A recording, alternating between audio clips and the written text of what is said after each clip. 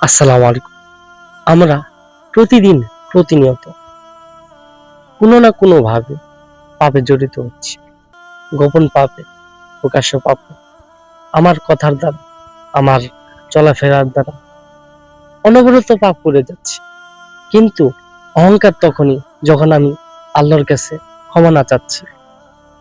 অহংকার তখনই যখন আমি নিজেকে গর্ববোধ করছি, পাপ করেও তা প্রকাশ করে দিচ্ছি। আল্লাহ তাআলা বলছে, তোমার যদি জমিন থেকে নিয়ে আসমান অব্দি পাপ করো, আমার কাছে ক্ষমা চাও, আমি ক্ষমা করে দেব। কিন্তু শিরিক ব্যতীত, শিরিক কি? আল্লাহ ব্যতীত অন্য কারো কাছে চাওয়া বা মানত করা বা সিজদা করা। এক কথায় আল্লাহর কাছে যে জিনিসটা আমি চাবো সেটা অন্যর কাছেও চাই। এই যে মাজারে মানত করা, তারপরে এই যে কিছুদিন আগে দেখলাম মানুষ দুধ, কলা, রুটি নদীতে ভাসিয়ে দিচ্ছে, ওটা দিয়ে বলে মানত করেছে। আস্তাগফিরুল্লাহ, নাউজুবিল্লাহ। এগুলো শিরিক থেকে আমাদের বেঁচে থাকতে হবে। কাফের মুশরিকরা তো শিরিক করছে।